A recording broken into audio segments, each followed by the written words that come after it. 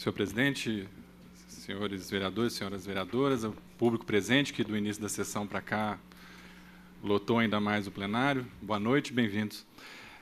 Eu quero meio que complementar o meu discurso de posse, falando o que eu sinto, o que eu penso, como eu estou visualizando o momento político que nós vivemos aqui no município de Vinhedo, e um pouco colocar como devo começar essa legislatura para deixar algumas coisas bem claras. Eu, primeiro, antes de tecer comentários sobre os problemas da cidade, sobre aquelas questões que devem melhorar, eu quero elogiar o prefeito Jaime Cruz pela mensagem que ele enviou à Câmara de Vereadores, a mensagem do ofício 30 de 2017, eu li ela atentamente, e essa, sem dúvida nenhuma, é uma qualidade do prefeito Jaime, o exercício da diplomacia, de conseguir fazer o diálogo. Eu acho que muitas vezes ele tem dificuldade de fazer isso, que é uma potencialidade dele, é uma qualidade dele que eu reconheço, mas muitas vezes ele se perde e não sei o que acontece, grandes interesses tomam conta do governo, outras coisas ali fazem com que o governo se descarrilhe de algumas coisas que eu julgo positivo. Mas, de qualquer forma, essa mensagem da Câmara é muito positiva, muito diplomática, muito respeitosa, e faz um chamado para a gente se aliar naquelas questões que são comuns. Então, quero deixar aqui claro que, nas questões que são comuns, que naquilo que for para defender a população de Vinhedo, votarei conjuntamente e não terei nenhum problema de aprovar aqui nesta casa.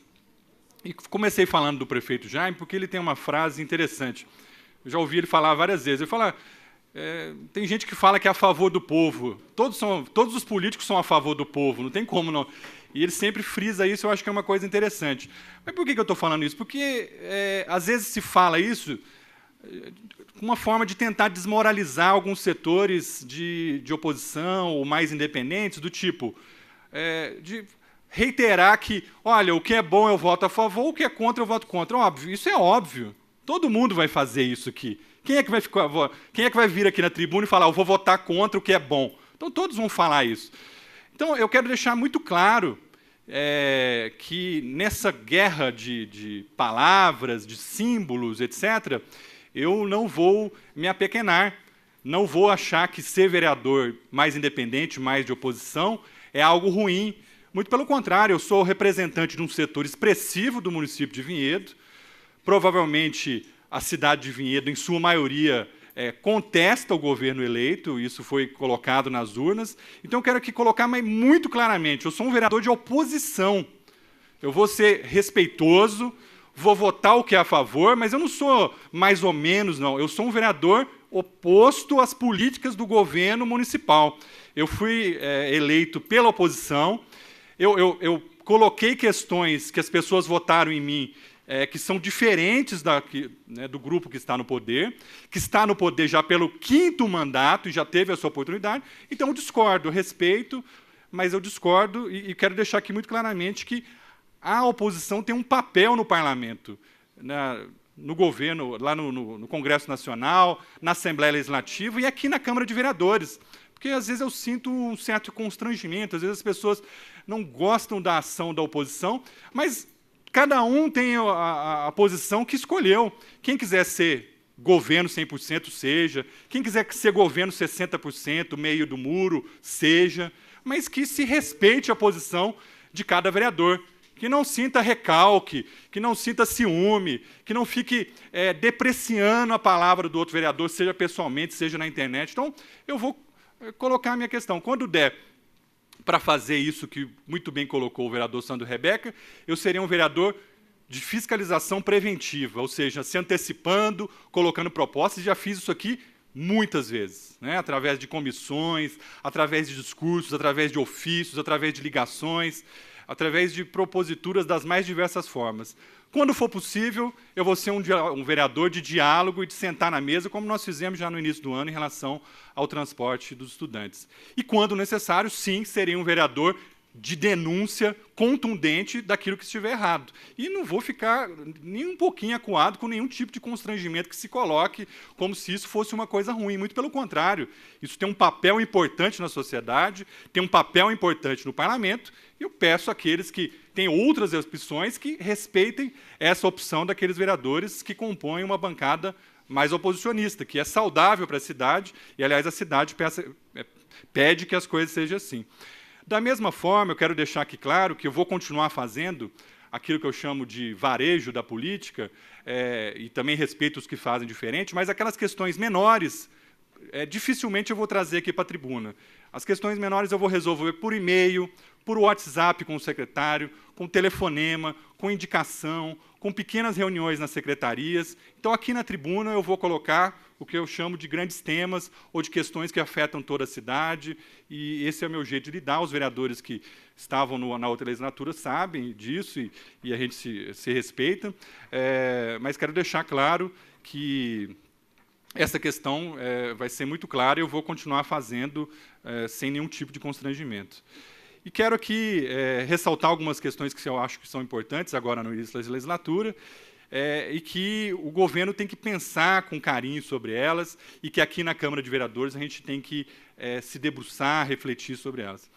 A saúde pública, que me parece é um problema que a população tem reclamado de uma forma muito mais consistente, né? O tempo todo tem colocado isso para os vereadores, nas ruas, a gente o tempo todo tem colocado. Já fiz o meu papel de vereador de diálogo, estive lá com o secretário da Saúde, Alexandre Viola, que foi vereador e sabe como funciona a Câmara. Coloquei o que eu penso, estava lá com o PC, com a Flávia, enfim, ligo para eles, falo com o chefe de gabinete lá, com o Marcel, que trabalhou aqui na casa, sabe também. Então, aquilo que é para a gente encaminhar de forma de diálogo, a gente está fazendo. No entanto, há um problema gravíssimo na saúde de Vinhedo, que não pode ser secundarizado, que não pode ser olhado de uma forma como, olha, eu não estou vendo bem o que está acontecendo. A saúde de Vinhedo está passando por um momento muito delicado. Não é qualquer coisa faltar desde AS, ácido acetil salicílico, até insulina, para pessoas que podem morrer se não tomar insulina. E as pessoas acham que isso é normal. Não estou generalizando, mas tem gente que acha que, nossa, vocês estão exagerando, vocês estão sendo radical. Muito pelo contrário, eu já estou achando que nós estamos sendo light demais. 3 meses sem insulina. Nós levantamos 63 medicamentos que estão faltando, estão desabastecidos na rede pública de saúde. Isso não é possível que aconteça. Da mesma forma, a Santa Casa. Fui presidente da CPI da Santa Casa, propus uma série de questões para o prefeito municipal, apresentamos como indicação mais importante da CPI a intervenção na Santa Casa. No entanto, está chegando o momento da gente também refletir com o que vai acontecer na Santa Casa. A Santa Casa ainda não conseguiu o ProSUS, a dívida não para de aumentar, ela já deve estar chegando a quase 200 milhões de reais, ela estava em 190 milhões de reais no final da legislatura. A Santa Casa está sem o certificado de entidade beneficente, portanto, ela continua aumentando em altos galopes essa dívida. Portanto, a Santa Casa é o nosso hospital que deve ser mantido, mas é preciso ter um cuidado muito especial, porque se a gente não conseguir viabilizar o ProSUS e o atestado, a certidão de beneficência, o hospital vai se inviabilizar. E não estou falando isso aqui para criar nenhum pânico exagerado, é para prevenir de uma questão que tem que acontecer e é para já. Eu tenho acompanhado, inclusive meu pai esses dias está internado lá, eu vou na Santa Casa, minha avó praticamente morreu na Santa Casa, eu uso o SUS, eu vou na UPA, então também não entro nessa conversa fiada que político não vai no SUS, que não usa o serviço público, eu uso todos da cidade, uso a saúde pública. Tenho acompanhado e detectei, por exemplo, que durante os períodos noturnos a Santa Casa passou a não ter mais pediatra. Santa Casa não tem pediatra, as pessoas chegam na Santa Casa, não tem, vão para a UPA e lotam a UPA, e o pediatra da UPA, que já também tem dificuldade de ter lá na policlínica, vem todo mundo para a UPA. Então, também a sugestão para a direção, para a intervenção da Santa Casa, que rapidamente corrige esse problema e coloca um pediatra no período noturno. Sobre o ônibus do estudante, eu falei bastante, é uma questão que está aí, né, latente, que precisa ser resolvida. Já falei bastante na internet, falei aqui na sessão extraordinária, falei lá na prefeitura. Então, eu só quero aqui ressaltar a importância do prefeito, secretários municipais, encontrarem uma saída de acordo com o que todos os vereadores solicitaram, que é a manutenção do transporte universitário, como vem sendo há 2 décadas, praticamente, gratuito, fretado para os estudantes que precisam. Então, para não ficar entrando em detalhes aqui, só reforçar essa minha posição. Um outro tema que surgiu nesses dias é a segurança pública. Tenho acompanhado muito de perto, estou em grupos de WhatsApp, tenho feito reuniões presenciais com comerciantes. Infelizmente, aconteceu 2 problemas, né? Gente que realmente falou coisa que não devia, não teve o assalto no Bolo e Companhia e não teve a explosão no Carrefour. No entanto, as outras coisas ocorreram, as pessoas são conhecidas. Eu falei com elas, elas existem, e realmente ocorreu uma sequência de furtos, ocorreu o assalto, ocorreu aquele sequestro, num período curto de tempo, né? E, portanto, isso acende pelo menos uma luz laranja para que as autoridades da cidade, principalmente as forças de segurança, cuidem bem disso. Também não vou me alongar, quero convidar os que estão ouvindo. Quarta-feira, às 18h30, aqui na Câmara, a gente vai fazer um bate-papo. Surgiu um grupo novo de comerciantes, chama Vinhedo Mais Segura.